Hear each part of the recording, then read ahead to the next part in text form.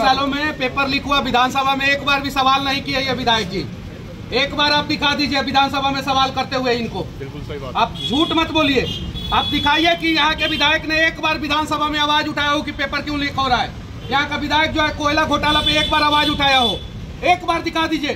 क्यों नहीं उठाया? बालू घोटाला पे यहाँ का विधायक एक बार भी बोला हो, जमीन घोटाला पे यहाँ का विधायक एक बार भी बोला हो, एक लड़की का जुबान काट लिया जाता है एक बार भी यहाँ के विधायक बोले हो, अंकिता पे जो है तेजाब छीट के पेट्रोल छीट के जला दिया जाता है यहाँ के विधायक एक बार भी बोले हो। लगातार कह रहे हैं कि पूरे विधानसभा क्षेत्र में 1300 करोड़ रुपए का डीएमएफटी फंड और विधायक फंड से उन्होंने 1300 करोड़ रुपए का काम किया पूरे विधानसभा में, पूरे हर मंचों से ये बोल रहे हैं। दिख रहा है आपको काम?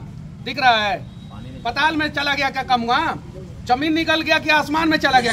आप आए हुए मनीष कश्यप और दूसरी ओर बैरमो विधानसभा में ही तेजस्वी यादव आए हुए। अब आपको चुनना है कि एक इंजीनियर चाहिए कि एक नौवा फेल चाहिए, आपको चुनना है। आप डिसाइड कीजिए। चांदी का चम्मच लेके नहीं ना पैदा हुए हैं, आप संघर्ष करके मेहनत करके यह मुकाम हासिल किए हैं, सही है ना?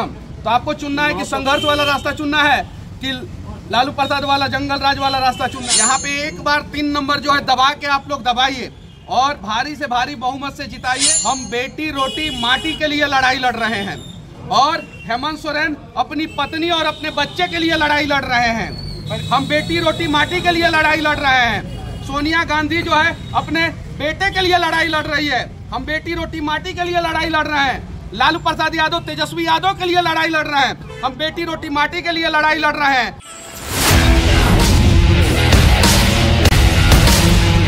कभी भी नहीं डरने वाला। मनीष कश्यप जी से बातचीत करते हैं और जानते हैं कि क्या स्थिति है झारखंड में भाजपा और एनडीए की। तो पहले तो आपका हमारे चैनल में बहुत बहुत स्वागत है। पहले तो मैं आपको धन्यवाद देना चाहता हूं और झारखंड के सभी डिजिटल पत्रकारों को धन्यवाद देना चाहता हूं। और मैं कहना चाहता हूं डिजिटल जितने भी पत्रकार हैं या इलेक्ट्रॉनिक्स या प्रिंट मीडिया के पत्रकार हैं, सबकी सुरक्षा की जिम्मेवारी हम लेंगे। हमारी सरकार जो है 23 नवंबर के बाद आने वाली है झारखंड में। पिछले 5 साल में 250 से ज़्यादा पत्रकारों पे झारखंड में केस रजिस्टर्ड हुआ है, FIR हुआ। उनमें से बहुत सारे पत्रकारों को जेल जाना पड़ा क्योंकि उन लोगों ने सच्चाई दिखाया, सरकार का घोटाला दिखाया।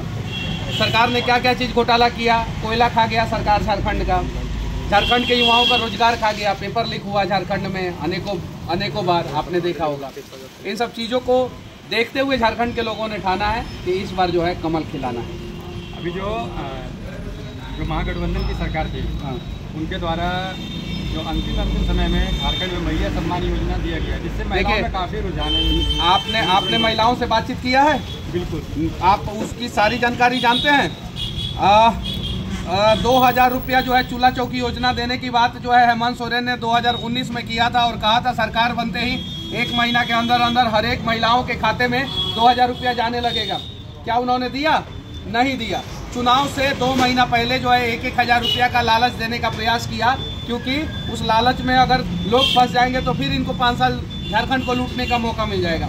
इसलिए इस बार जो है महिलाओं ने भी ठाना है कि जो महिलाओं के साथ इन्होंने विश्वासघात किया, वो महिला जो है इस बार भारतीय जनता पार्टी को वोट देंगी। पहला चीज। दूसरा चीज, इंडी गठबंधन के एक नेता हैं और कांग्रेस के राष्ट्रीय अध्यक्ष हैं मल्लिकार्जुन खड़गे। मल्लिकार्जुन खड़गे की माँ और बहन को किसने आग लगाया, किसने जलाया? थोड़ा एक बार पूछिए।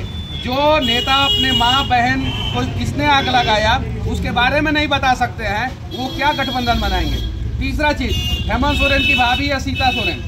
आपने देखा होगा कि सीता सोरेन को रिजेक्टेड माल बोला गया, यहाँ की आदिवासी महिलाओं को रिजेक्टेड माल बोला गया और यहाँ की महिलाओं को रिजेक्टेड माल बोला गया। और किसने बोला? इरफान अंसारी ने। तो आपने ये सारी चीज़ें देखा होगा। इन सब चीज़ों को देखते हुए लोगों ने ठाना है कि कमल खिलाना है।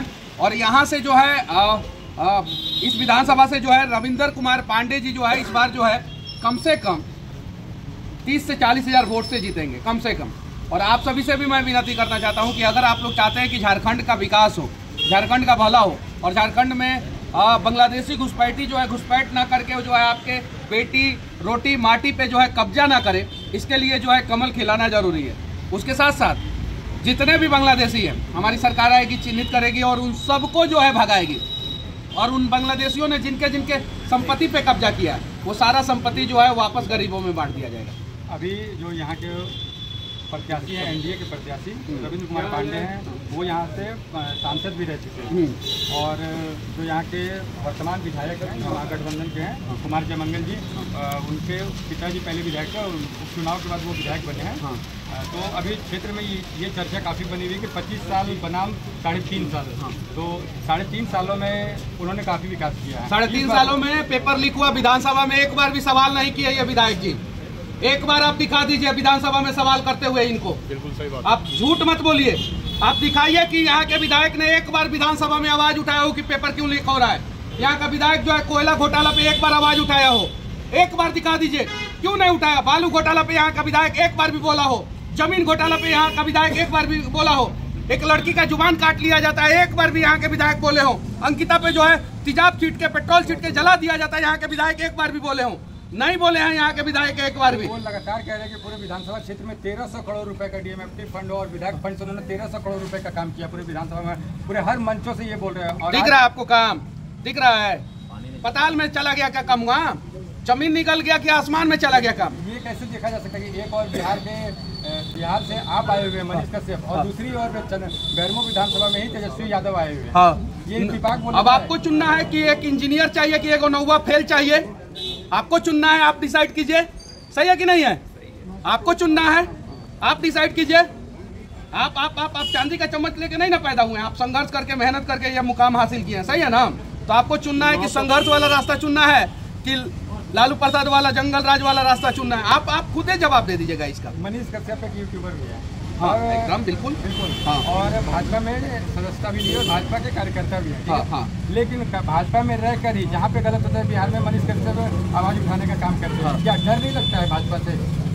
भारतीय जनता पार्टी लोकतांत्रिक पार्टी है और हमें तो बोला जाता है कि कहीं सड़क खराब हो वीडियो बनाओ, हम सड़क बना के देंगे, हमें बोला जाता है।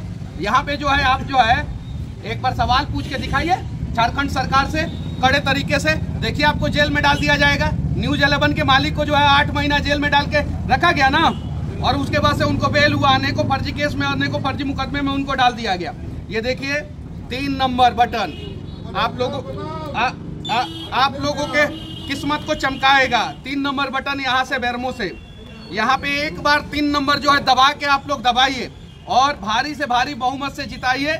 हम बेटी रोटी माटी के लिए लड़ाई लड़ रहे हैं और हेमंत सोरेन अपनी पत्नी और अपने बच्चे के लिए लड़ाई लड़ रहे हैं। हम बेटी रोटी माटी के लिए लड़ाई लड़ रहे हैं। सोनिया गांधी जो है अपने बेटे के लिए लड़ाई लड़ रही है। हम बेटी रोटी माटी के लिए लड़ाई लड़ रहे हैं। लालू प्रसाद यादव तेजस्वी यादव के लिए लड़ाई लड़ रहे हैं। हम बेटी रोटी माटी के लिए लड़ाई लड़ रहे हैं। और अखिलेश यादव आप देख सकते हैं वंशवाद के उपज हैं। हम बेटी रोटी माटी के लिए लड़ाई लड़ रहे हैं। और इंडी गठबंधन जो है सिर्फ और सिर्फ अपना बैंक बैलेंस दुरुस्त करने के लिए लड़ाई लड़ रहा है। तो आपको डिसाइड करना है कि किस अभी जितने भी बातें हुई उसमें आपने हर बात में एक ही बात कि सभी कार्यकर्ताओं को एकजुट होकर एनडीए प्रत्याशी को जीत दिलाना है। पर यहाँ से जो पूर्व प्रत्याशी रहे हैं योगेश्वर महतो बाटुल जी, चुनाव के नॉमिनेशन के बाद किसी भी सभा में उनको नहीं देखा जा रहा है। और उनसे जब भी बात की जाती है तो बोलते हैं कि मुझे आमंत्रित नहीं किया गया, मेरे साथ सौतेला व्यवहार किया जाता है। किसी के साथ सौतेला व्यवहार नहीं किया जाता है। यहाँ पे सबको हम लोग साथ में लेके चलने वाले लोग हैं, सबको साथ में लेके चलने वाले लोग हैं और किसी के साथ सौतेला व्यवहार यहाँ पे नहीं किया जाता है। आपके साथ झारखंड में जब आप आए थे तो देवघर में कुछ जेकेएल में जो जयराम महतो हैं उनके समर्थक ने आपके साथ विरोध, आपके आने का विरोध भी किया था और कई जगहों पर भी मेरा विरोध किया था, तेजस्वी का विरोध नहीं किया था। सही है कि नहीं है? बिल्कुल सही। मेरा विरोध किया था, पप्पू यादव का विरोध नहीं किया था। चलो मेरा विरोध कर लो, बांग्लादेशियों का विरोध काहे नहीं किया ये लोग? काहे नहीं किया ये लोग बांग्लादेशी का विरोध? ईडी ने रेड मारा है 17 ठिकानों पे। और रेड क्यों मारा है? क्योंकि रांची पुलिस ने जून महीना में FIR रजिस्टर किया था। रांची पुलिस जो हेमंत सोरेन के सरकार के अंडर में काम करता है, 3 लड़कियों को पकड़ा था, 3 बांग्लादेशी लड़की को। उनका आधार कार्ड कौन बनवा रहा था, उनका जो है राशन कार्ड कौन बनवा रहा था। ऐसे ऐसे कैंची का जबरदस्त व्यवस्था होगा, समझे ना? जिन लोगों ने बांग्लादेशी को बसाने का प्रयास किया है, जिन लोगों ने बांग्लादेशी को बसाने का प्रयास किया है यहाँ पे, उन लोगों का व्यवस्था होगा।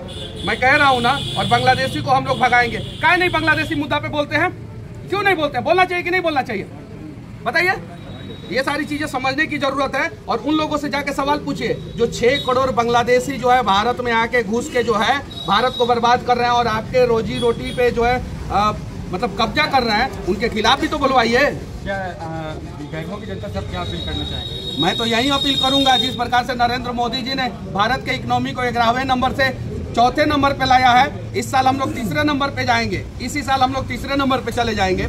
जिस प्रकार से नरेंद्र मोदी जी ने दुनिया का सबसे लंबा एक्सप्रेसवे बनाया है, जिस प्रकार से रांची में एक्सप्रेसवे बनने वाला है, बनारस रांची कोलकाता तक के लिए, जिस प्रकार से यहाँ पे नेशनल हाईवे का कंडीशन सही हुआ है, उस प्रकार से राज्य सरकार ने यहाँ पे काम नहीं किया है। तो आप लोग जो है कमल के निशान पे बटन दबाइए और भारतीय जनता पार्टी को जिताइए।